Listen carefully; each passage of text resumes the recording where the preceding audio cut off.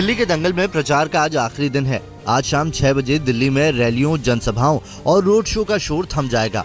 आज शाम 6 बजे के बाद उम्मीदवार केवल घर घर पहुंचकर ही वोटर्स से उनके पक्ष में वोट देने की अपील कर पाएंगे। आखिरी दिन प्रचार का आखिरी दांव खेलने के लिए बीजेपी, आप और कांग्रेस तीनों ने ही खास तैयारियां की है। बीजेपी की तरफ से चुनाव प्रचार के आखिरी दिन तमाम उम्मीदवारों को अपने अपने क्षेत्र में रहने को कहा गया है। सुबह 11 बजे से शाम 4 बजे के बीच बीजेपी के तमाम उम्मीदवार अपने अपने इलाकों में रोड शो निकालकर वोटर्स से सीधा संपर्क बनाने की कोशिश करेंगे। बीजेपी की सीएम उम्मीदवार किरण बेदी भी चुनाव प्रचार के आखिरी दिन दिल्ली के कई हिस्सों में रोड शो करेंगी। किरण बेदी के निशाने पर प्रचार के आखिरी दिन भी केजरीवाल ही रहेंगे।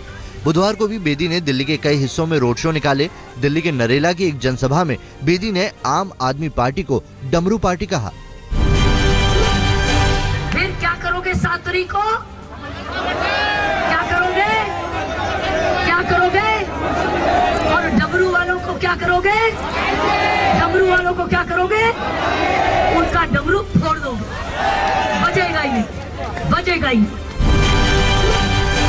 आम आदमी पार्टी ने भी अपने तमाम उम्मीदवारों को अपने अपने इलाकों में रहने को कहा है। तमाम उम्मीदवारों के साथ साथ अरविंद केजरीवाल भी अपने विधानसभा क्षेत्र नई दिल्ली में ही रहेंगे और लोगों से वोट मांगेंगे। बुधवार को भी केजरीवाल ने नई दिल्ली सीट के वोटर्स से आपके पक्ष में वोट देने की अपील की।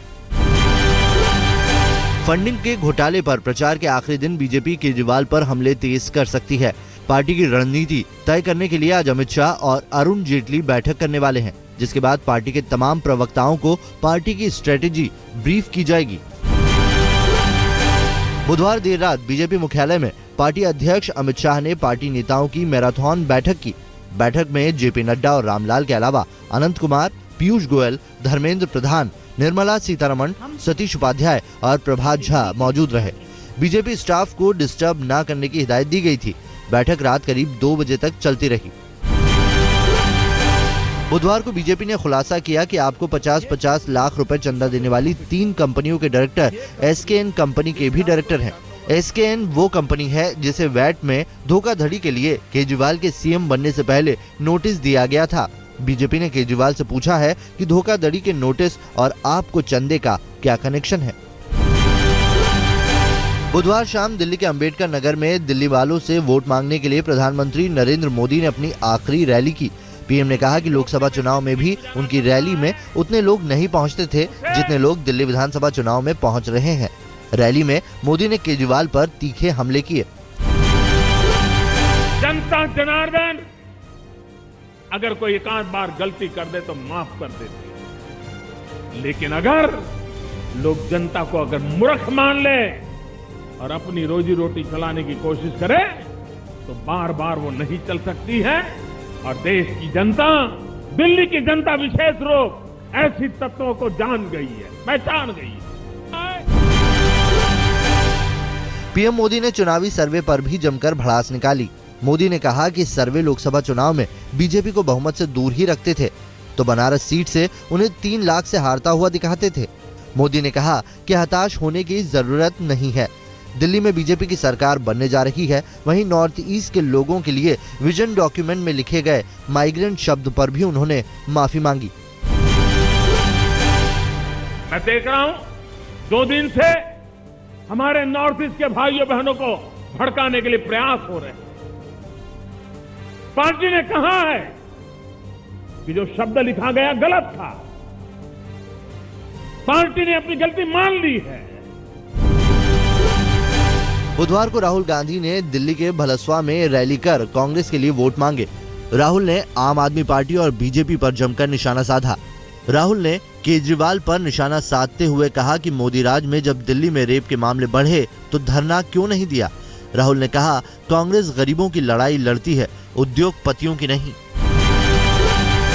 राहुल गांधी ने जयंती नटराजन के मुद्दे पर भी जबान खोली। राहुल ने कहा कि जयंती नटराजन से उन्होंने पर्यावरण और आदिवासियों की सुरक्षा पर सवाल किया था। हालांकि राहुल ने जयंती नटराजन के सवाल पर खुलकर जवाब नहीं दिया। राहुल ने रैली के बाद पार्टी के नेताओं के साथ आजाद मार्केट से रोड शो भी निकाला, जिसमें जमकर हुजूम उमड़ा।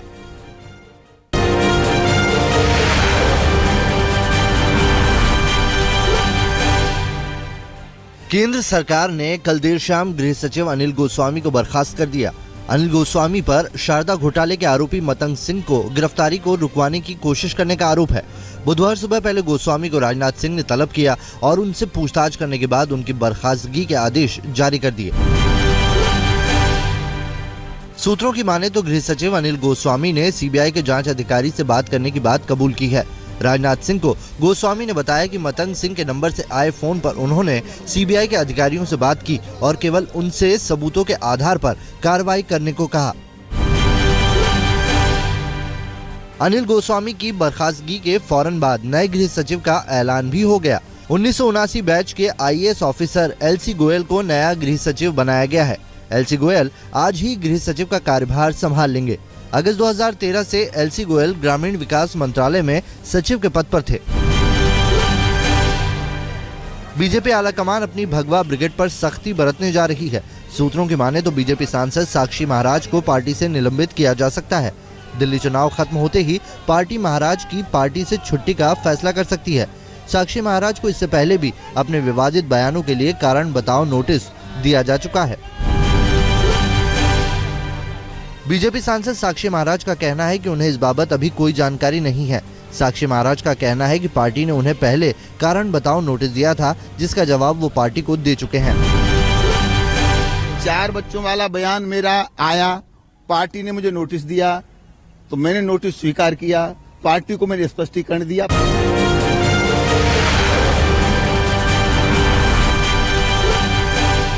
स्वाइन फ्लू के लगातार बढ़ते मामलों के बीच राजस्थान सरकार ने तमाम डॉक्टर्स की छुट्टियां रद्द कर दी हैं।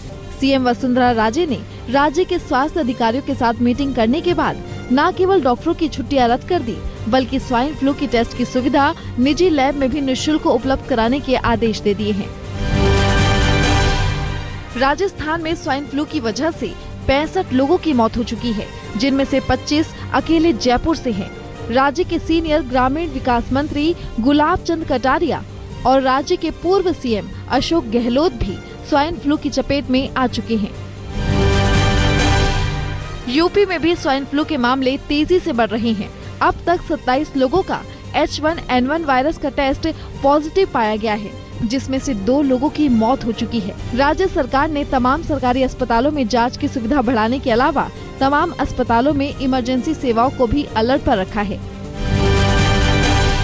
गुजरात में स्वाइन फ्लू के अब तक 355 मामले सामने आ चुके हैं, जिनमें से 161 लोगों का अभी भी इलाज चल रहा है, जिनमें से 35 मामले बुधवार को दर्ज किए गए, जिनमें से सबसे ज्यादा 11 मामले कच्छ में सामने आए हैं, जबकि अहमदाबाद में 7 मामले सामने आए हैं। बुधवार को स्वाइन फ्लू के चलते 3 लोगों की मौत हो गई। मध्य प्रदेश में स्थानीय निकाय के चुनावों में बीजेपी ने सभी 14 नगर निगमों में जीत दर्ज की है। 14 में से 2 निकायों पर इससे पहले कांग्रेस का कब्जा था, लेकिन इस बार यहां भी बीजेपी फतह करने में कामयाब हुई है। इन 2 निकायों में कमलनाथ का गढ़ माने जाने वाले छिंदवाड़ा भी शामिल है, जहां पहली बार बीजेपी ने परचम लहराया है।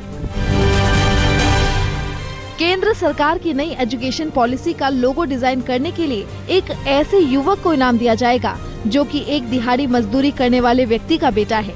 33 साल के नवाज शेख ने सोलापुर जिला परिषद के स्कूल में पढ़ाई की और मेडिकल माइक्रोबायोलॉजी में मास्टर्स की शिक्षा ली। फिलहाल वो पुणे के नेशनल एड्स रिसर्च इंस्टीट्यूट में टेक्निकल ऑफिसर है। केंद्रीय विश्वविद्यालयों में खाली पदों की बढ़ती गिनती पर राष्ट्रपति प्रणब मुखर्जी ने चिंता जाहिर की है। राष्ट्रपति भवन में 40 केंद्रीय यूनिवर्सिटीज के वीसी कॉन्फ्रेंस में महामहिम ने ये मुद्दा उठाया। केंद्रीय विश्वविद्यालयों में मार्च 2013 में 37.3% पद खाली थे। वहीं दिसंबर 2014 में खाली पदों की गिनती 38.4% तक पहुंच गई। गुरमीत राम रहीम की फिल्म मैसेंजर ऑफ गॉड पर बैन लगाने से Punjab and Haryana high court ने इनकार कर दिया है। फिल्म अब 13 फरवरी को रिलीज होने की उम्मीद है। हालांकि कोर्ट ने इस मामले में 3 मार्च को होने वाली अगली सुनवाई में केंद्र सरकार, हरियाणा सरकार, चंडीगढ़ प्रशासन, सेंसर बोर्ड और डेरा सच्चा सौदा को तलब किया है। पीएम नरेंद्र मोदी के गोद लिए गांव जयापुरा में जल्द ही कश्मीरी सेब के बाग दिखाई दे सकते हैं। कश्मीर की नर्सरी से सेब के 75 पौधे हवाई जहाज से बनारस लाए गए हैं। जिन्हें एक प्रयोग के तौर पर यहाँ लगाया जाएगा। हालांकि लोगों को उम्मीद है कि ये सेब के पौधे जरूर कुछ सालों में लहलहाते हुए दिखेंगे।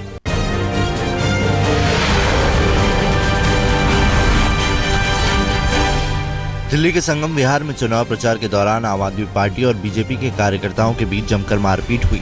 दोनों पक्षों के बीच करीब आधा दर्जन लोग घायल हुए, जिसमें से 2 के सिर में गंभीर चोटें भी हैं। बताया जा रहा है कि प्रचार के दौरान नारेबाजी को लेकर दोनों पक्षों में कहासुनी हुई, जो कि इतनी बढ़ गई कि दोनों पक्षों के बीच मारपीट की नौबत आ गई। संगम विहार में आप और बीजेपी कार्यकर्ताओं के बीच हुई झड़प की पुलिस ने जांच तो शुरू कर दी है, लेकिन अभी तक मामला दर्ज नहीं किया गया है। दरअसल अभी तक दोनों में से किसी भी पक्ष ने अपनी तरफ से मुकदमा दर्ज करने के लिए पुलिस को ना तो जरूरी बयान दिए हैं और ना ही शिकायत दर्ज की है। पुलिस अब इलाके में लगे सीसीटीवी फुटेज खंगाल रही है। दिल्ली पुलिस ने बीती रात चेकिंग के दौरान सफेद रंग की एक एसिन कार से करीब 1200 बोतल अवैध शराब बरामद की है। पुलिस ने गाड़ी के ड्राइवर और उसके एक साथी को भी गिरफ्तार किया है। ये अवैध शराब हरियाणा से दिल्ली में लाई जा रही थी। माना जा रहा है कि इसका इस्तेमाल दिल्ली चुनाव के लिए किया जाना था। सुनंदा पुष्कर मर्डर केस में दिल्ली पुलिस आज उनके बेटे शिव मेनन से पूछताछ कर सकती है। शिव मेनन अब तक दुबई में थे, जो कि भारत आ चुके हैं। दिल्ली पुलिस उनसे ये जानने की कोशिश करेगी कि मौत से पहले सुनंदा ने उनसे क्या बातचीत की। पहले इंडिया से बाहर था, अब वो आ गया है और आफ्टरनून में आज दोपहर के बाद में he should be joining our investigation. Mumbai की अंबोली पुलिस ने संगीतकार इस्माइल दरबार को गिरफ्तार किया है। एक फिल्म के सहायक निर्देशक से मारपीट के केस में मुंबई पुलिस ने इस्माइल दरबार को गिरफ्तार किया। मुंबई पुलिस इससे पहले इस्माइल दरबार के बेटे जायद और उसके 2 साथियों को भी इसी मामले में गिरफ्तार कर चुकी है। नॉर्थ वेस्ट दिल्ली के स्वरूप नगर में सरकारी डिस्पेंसरी में टीकाकरण के दौरान एक 7 महीने के बच्चे की मौत हो गई। बच्चे की मौत के बाद भड़के लोगों ने जमकर हंगामा किया और डिस्पेंसरी के स्टाफ को बंधक तक बना लिया। बाद में पुलिस ने आकर स्टाफ को छुड़ाया और लोगों को शांत कराया।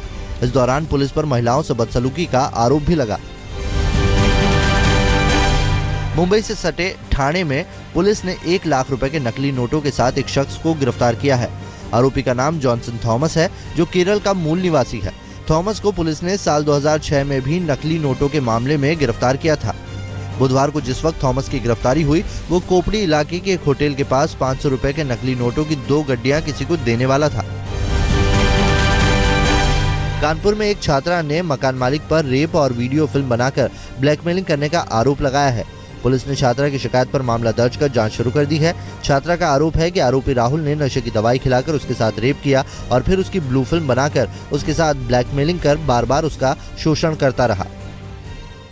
ओबामा के भारत दौरे के बाद चीन और पाकिस्तान के बयानों को व्हाइट हाउस ने खारिज किया है। व्हाइट हाउस के एक बयान में भारत और अमेरिका के बीच बेहतर होते रिश्तों पर कहा गया है कि इसका मतलब किसी दूसरे मुल्क को जवाब देना बिल्कुल नहीं है। ये बयान व्हाइट हाउस की नेशनल सिक्योरिटी काउंसिल के साउथ एशिया अफेयर्स के सीनियर डायरेक्टर फिल रेनर ने दिया है। चीन की बढ़ती सैन्य ताकत पर अमेरिकी अधिकारी एश्टन कार्टर ने गहरी चिंता जाहिर की है। दक्षिण एशिया में चीन की बढ़ती ताकत पर बोलते हुए कार्टर ने ये भी कहा कि चीन अपने पड़ोसियों को धमकाने की कोशिश करता है। बुधवार को ट्रांस एशिया एयरवेज के विमान के हादसे में मरने वालों की तादाद 26 हो गई है, जबकि 17 लोग अभी भी लापता हैं। विमान में कुल 53 लोग सवार थे। बुधवार सुबह ट्रांस एशिया एयरवेज का विमान उड़ान भरने के 10 मिनट बाद ही क्रैश होकर ताइवान में कीलुंग नदी में गिर गया था। पेरिस में पुरानी कारों की एक प्रदर्शनी का आयोजन हुआ। फरारी समेत दुनिया भर के मशहूर लग्जरी ब्रांड्स की दर्जनों गाड़ियों को प्रदर्शनी के लिए लगाया गया। इस प्रदर्शनी का नाम 2015 रेट्रो मोबाइल एक्सपो रखा गया है। प्रदर्शनी में रखी ज्यादातर गाड़ियां ऐसी हैं जिनके मॉडल सालों पहले बाजार में उतारे जाने बंद हो चुके हैं।